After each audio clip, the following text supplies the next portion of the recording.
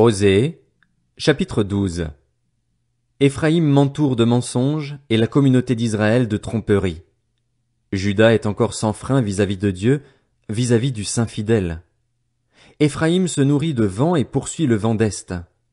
Chaque jour il multiplie le mensonge et la violence.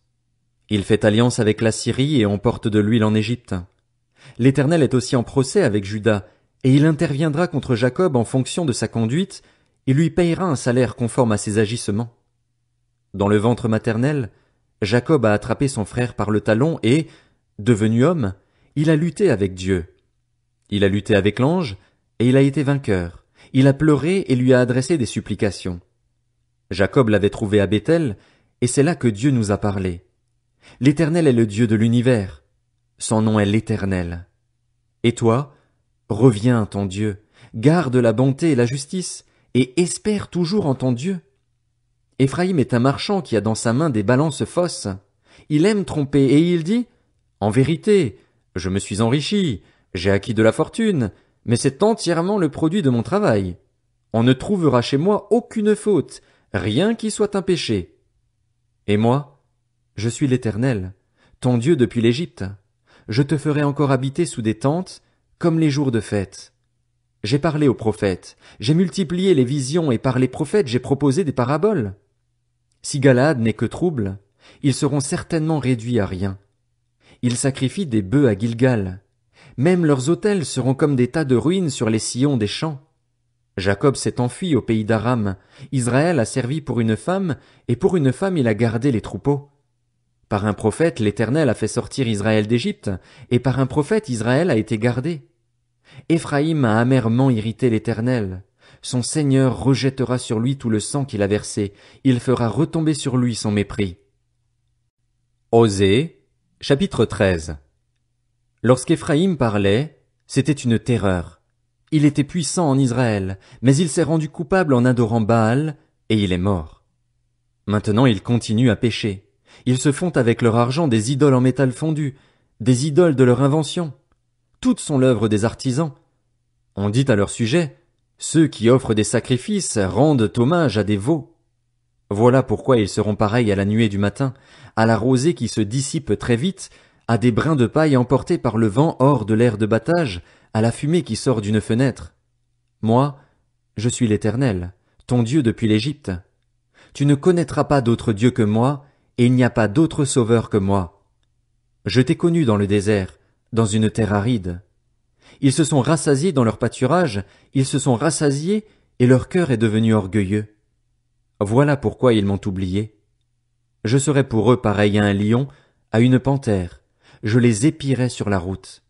Je les attaquerai comme une ours à qui l'on a enlevé ses petits, et je déchirerai l'enveloppe de leur cœur. Je les dévorerai comme une lionne, les bêtes sauvages les mettront en pièces. Ce qui cause ta ruine, Israël, c'est que tu as été contre moi, contre celui qui pouvait te secourir. Où donc est ton roi? Qu'il te délivre dans toutes tes villes. Où sont tes juges, ceux auxquels tu disais, donne-moi un roi et des princes? Je t'ai donné un roi dans ma colère, je le reprendrai dans ma fureur.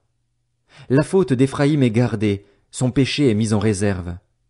Les douleurs de celle qui accouche viendront pour lui, mais c'est un enfant stupide qui, le moment voulu, refuse de sortir du ventre maternel. Je les libérerai du pouvoir du séjour des morts, je les rachèterai de la mort. Mort, où est ton fléau? Séjour des morts, où est ton pouvoir de destruction? Le regret se cache à mes regards. Éphraïm a beau prospérer au milieu de ses frères, le vent d'Est viendra, le vent de l'Éternel se lèvera du désert, mettra ses sources à sec et fera cesser de couler ses fontaines. On pillera le trésor de tous les objets précieux. Osée, chapitre 14. Samarie sera punie parce qu'elle s'est révoltée contre son Dieu. Ils tomberont par l'épée, leurs petits-enfants seront écrasés et l'on fendra le ventre de leurs femmes enceintes.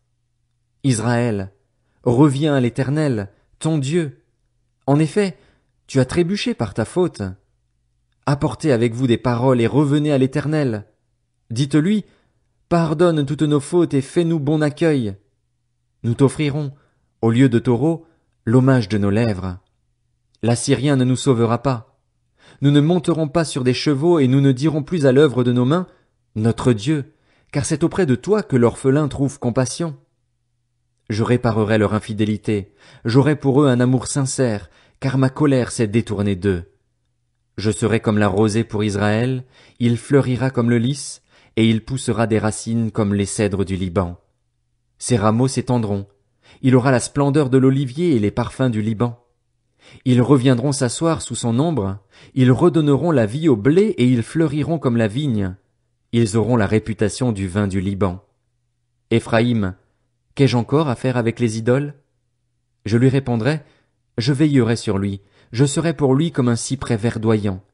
C'est de moi que tu recevras ton fruit. Qui est sage? Qu'il comprenne ces choses, que celui qui est intelligent les connaisse. En effet, les voies de l'Éternel sont droites. Les justes y marcheront, mais les rebelles y trébucheront.